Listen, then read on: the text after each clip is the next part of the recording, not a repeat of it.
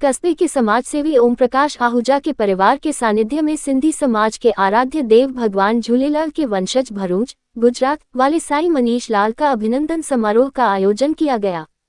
इस मौके पर साईं मनीष लाल ने भगवान श्री झूलेलाल व सिंधी समाज के प्रचार प्रसार पर बल देते हुए सिंधी समाज के लोगों को घरों में सिंधी भाषा बोलने पर जोर देते हुए सामाजिक एकता का संदेश दिया। साथ ही सिंधी भाषा व संस्कृति के विकास हेतु उपस्थित समाज बंधुओं को प्रेरित किया। इसके साथ ही उन्होंने शिक्षा के महत्व पर प्रकाश डालते हुए कहा कि शिक्षा के माध्यम से ही हम समाज व देश का विकास कर सकते हैं। उन्होंने कहा कि समाज के निर्धन बच्चों के लिए हॉस्टल की व्यवस्था की जा रही है, जिस हेतु सभी समाज बंधुओं से मात्र ₹1 का सहयोग अपेक्षित है। इस मौके पर उन्होंने बताया कि भगवान झूलेलाल के सबसे प्राचीन मंदिर भनरुच में झूलेलाल हॉस्पिटल के नाम से हॉस्पिटल का संचालन किया जा रहा है तथा हाल ही में मंदसौर में निर्धन परिवारों को मकान बनाकर दिए गए हैं। उन्होंने कहा कि समाज के धनी लोगों को निर्धन परिवारों की सहायता करके उन्हें ऊपर उठाने का प्रयास करना चाहिए।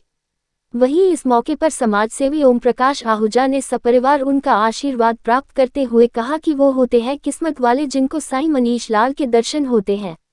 वहीं एडवोकेट डॉक्टर मनोज आहूजा ने कहा कि साईं मनीष लाल सिर्फ सिंधी समाज के ही नहीं बल्कि हिंदू धर्म के सच्चे रक्षक हैं, जो हिंदू धर्म की रक्षा का संकल्प लेकर धर्म की नीतियों पर चलने वाले विद्वान शिक्षाविद हैं, जिनका उद्देश्य सामाजिक एकता को बढ़ावा देना है। मंगलवार को आयोजित कार्यक्रम में समाजसेवी ओम प्रकाश आहूजा सहित एडवोकेट डॉक्टर मनोज आहूजा, शालिनी आहूजा, शंकर, काजल आहूजा, नरेश आहूजा, जम्वाई जितेंद्र चंदीरामानी, बेटी नीतू, जतिन, दिनकी व वृंदा आहूजा सहित हर्षिता पहलवानी, विमला पहलवानी, हेमा धनवानी, जय, तरुण कृष्णा, खुशी सहित समाज बंधु उपस्थित रहे।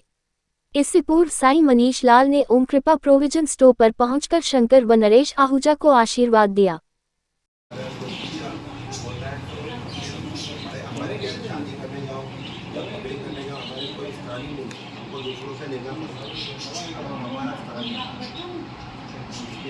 बच्चों के लिए मैं एजुकेशन हॉस्टल यहाँ पे वो सब मेट्रो सिटी में जाते हैं। उनके लिए है क्या,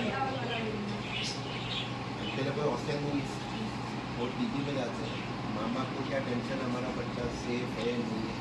अगर हमने हमारे पैसे से दूसरे सब कुछ बन गए, समझिए ना, हमारे पैसे से सब लोग के नाम बन गए, लेकिन हमने अपने ही सिंधी समाज में अपने लिए कुछ नहीं।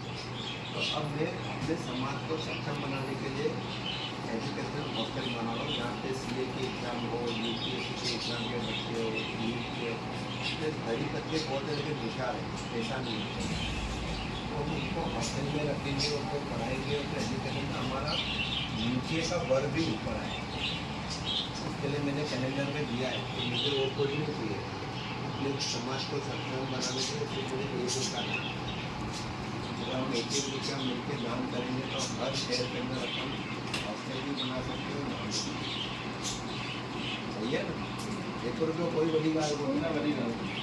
तो मैं कैलेंडर में दिया है अपने समाज को सक्षम बनाने के लिए सिर्फ मुझे ₹1 कोई 1 करेगा, कोई 10 करेगा, जिसकी तो सोता, लेकिन हम अपने सिंधी समाज को ऊपर मंदसौर में 150 मकान डाला है, लेकिन गरीब को आना लेकिन किराए के मकान में रहना, उनके असां 10 लाख रुपये की लोन पास कराए, ₹1.5 लाख उसने दिया, ₹2.5 लाख पंचायत ने दिया, और एक बिल्डर ने हेल्प की, उसके पास प्लॉट करा था, उसके पूरा कंस्ट्रक्शन हमको ₹16 लाख लगा। आज 10 लाख जो उसकी लोन है उसका हफ्ता कितना है, 7,200 में वो अपनी मकान का मालिक। सर्वोच्च न्यायालय ने हाल ही में कहा कि अपराध करने के बाद केवल फरार हो जाना ही अपने आप में दोष सिद्ध नहीं करता, बल्कि साक्ष्य अधिनियम की धारा 8 के तहत यह एक प्रासंगिक तथ्य है, क्योंकि यह अभियुक्त के आचरण को दर्शाता है और दोषी मानसिकता का संकेत दे सकता है। इस प्रकार न्यायमूर्ति सूर्यकांत और न्यायमूर्ति एन कोटेश्वर सिंह की पीठ ने अपीलकर्ता की हत्या के लिए दोषसिद्धि को बरकरार रखा, ये देखते हुए कि घटनास्थल से फरार होने से कुछ समय पहले उसे मृतक के साथ अंतिम बार देखा गया था और इस फरारी को स्पष्ट करने में उसकी विफलता साक्ष्य अधिनियम की धारा 8 के तहत एक प्रासंगिक तथ्य है, जिसकी पुष्टि अन्य सहायक साक्ष्यों से होती है। ये बात आम है कि केवल फरार होना ही दोषी मानसिकता नहीं है, क्योंकि एक निर्दोष व्यक्ति भी घबरा सकता है और आत्मरक्षा की प्रवृत्ति के रूप में गलत तरीके से शामिल होने का संदेह होने पर पुलिस से बचने की कोशिश कर सकता है। लेकिन फरार होने का कृत्य निश्चित रूप से अन्य साक्ष्यों के साथ विचार किए जाने वाला एक प्रासंगिक साक्ष्य है और साक्ष्य अधिनियम 1872 की धारा 8 के तहत एक आचरण है जो उसके दोषी मानसिकता की ओर इशारा करता है। संदेह की सुई इस कृत्य से मजबूत होती है। अदालत ने मटरू और गिरीश चंद्र बनाम उत्तर प्रदेश राज्य 1971 SCC 75 का संदर्भ देते हुए टिप्पणी की। अपीलकर्ता आरोपी को आखिरी बार हत्या की रात मृतक के साथ देखा गया था और 11 जुलाई 2006 से 22 जुलाई को उसकी गिरफ्तारी तक फरार रहा। अदालत ने मृतक के परिवार को उसके ठिकाने के बारे में गलत जानकारी देने और अपने दोस्त को उसके ठिकाने के बारे में झूठ बोलने के लिए गुमराह करने के उसके टालमटोल वाले व्यवहार को नोट किया। हत्या के हथियार, बंदूक की बरामदगी और अपराध से इसे जोड़ने वाले फोरेंसिक साक्ष्य के साथ साथ इस आचरण ने अपराध की ओर इशारा करने वाली परिस्थितियों की एक श्रृंखला बनाई। अदालत ने नोट किया कि यद्यपि अकेले फरार होना अपराध साबित करने के लिए अपर्याप्त है, लेकिन यह तब एक प्रासंगिक साक्ष्य बन जाता है जब आरोपी अपराध स्थल से अपने फरार होने के लिए कोई उचित स्पष्टीकरण नहीं देता है।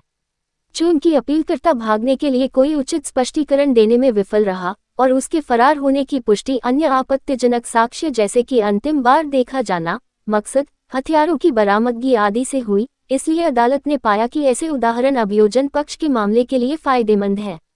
तदनुसार अपील खारिज कर दी गई और दोषसिद्धि को बरकरार रखा गया। केस का शीर्षक चेतन बनाम कर्नाटक राज्य। ग्राम जोरावरपुरा में मंगलवार को शाम 5 बजे करीब आकाशीय बिजली गिरने से कैलाश पुत्र रामधन जाट की 2 गाय व 1 मोरनी की मौत हो गई। वहीं बिजली गिरने से कैलाश के घर के बाहर लगा विद्युत मीटर सहित घर की लाइट फिटिंग, पंखे, अन्य उपकरण जलकर राख हो गए। जोरावरपुरा में बिजली का ट्रांसफर भी जल गया व महादेव चोयल, मेरू चोयल, गीसू चोयल के विद्युत उपकरण व गोपाल देडू का इन्वर्टर जल गया। जानकारी मिली है कि आकाशीय बिजली गिरने से दर्जनों घरों में नुकसान हुआ है, लेकिन कोई जनहानि नहीं हुई।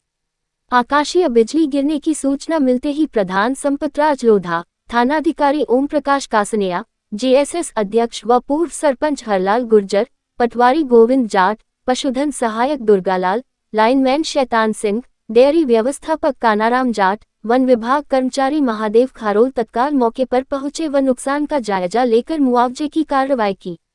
बता दें, मंगलवार को जोरावरपुरा के पूरे गांव बालाजी की थाली होने के कारण बिजली गिरने से घर घर में हुई प्रसादी में विघ्न पड़ गया। कैलाश के घर आए 2-3 मेहमानों के भी चोट आई। The 18th of June 2025, समय रात्रि 1 बजे PM श्री राजकीय उच्च माध्यमिक विद्यालय केकड़ी में एक ऐतिहासिक और गरिमामयी शाम का आयोजन होने जा रहा है, जिसमें श्री सुरेंद्र दुबे स्मृति सम्मान समारोह एवं अखिल भारतीय कवि सम्मेलन का आयोजन किया जाएगा। इस आयोजन में देश भर से कई ख्यातिप्राप्त कवि, गीतकार, हास्य कलाकार मंच साझा करेंगे और अपनी वाणी से श्रोताओं को मंत्रमुग्ध करेंगे। इस अवसर पर श्री हरिओम पनवार, अंतर्राष्ट्रीय वीर रस कवि सम्मान 2024, डॉक्टर विष्णु सक्सेना, प्रसिद्ध गीतकार सम्मान 2025, इन दोनों कवियों को अलग अलग 111,111 रुपीस की सम्मान राशि, चेक, शॉल, श्रीफल व स्मृति चिन्ह के साथ सम्मानित किया जाएगा। इस उपलक्ष्य पर आमंत्रित कविगण डॉक्टर कीर्ति काले, नई दिल्ली अंतर्राष्ट्रीय कवयित्री एवं मंच संचालिका, डॉक्टर कैलाश मंडेला, शाहपुरा केंद्रीय साहित्य अकादमी से सम्मानित कवि एवं पैरोडीकार श्री दीपक शुक्ला, दनादन, भोपाल प्रख्यात हास्य कवि एवं गीतकार श्री दिनेश बंटी, शाहपुरा हास्य कवि एवं गीतकार आदि कई उपस्थित रहेंगे। मुख्य अतिथि श्री शत्रुघ्न गौतम, विधायक केकड़ी, श्री लालाराम बैरवा, विधायक शाहपुरा भीलवाड़ा, खास मेहमान चंद्रशेखर भंडारी, अतिरिक्त जिला कलेक्टर केकड़ी, श्री होनहार सिंह राठौर, प्रधान पंचायत समिति केकड़ी, विशिष्ट अतिथि श्री सुभाष हेमानी, उपखंड अधिकारी केकड़ी श्री हर्षित शर्मा, पुलिस उपाधीक्षक केकड़ी श्रीमती बंटी देवी राजपूत, तहसीलदार केकड़ी, कार्यक्रम के अध्यक्ष श्री कमलेश साहू, सभापति नगर परिषद केकड़ी आदि अतिथियों की उपस्थिति रहेगी। यह आयोजन श्री सुरेंद्र दुबे स्मृति संस्थान परिवार केकड़ी, जिला अजमेर, राजस्थान द्वारा किया जा रहा है। नगर के समस्त नागरिकों, साहित्य प्रेमियों, युवा साथियों व गणमान्य अतिथियों से विनम्र आग्रह है कि समय पर पहुंचकर इस ऐतिहासिक साहित्यिक संध्या की शोभा बढ़ाएं। मौसम विभाग किसी सूचना के अनुसार भारी वर्षा की चेतावनी को देखते हुए कवि सम्मेलन घंटाघर केकड़ी से स्थान बदलकर आयोजन पीएम श्री राजकीय उच्च माध्यमिक विद्यालय केकड़ी में आयोजित किया जाएगा।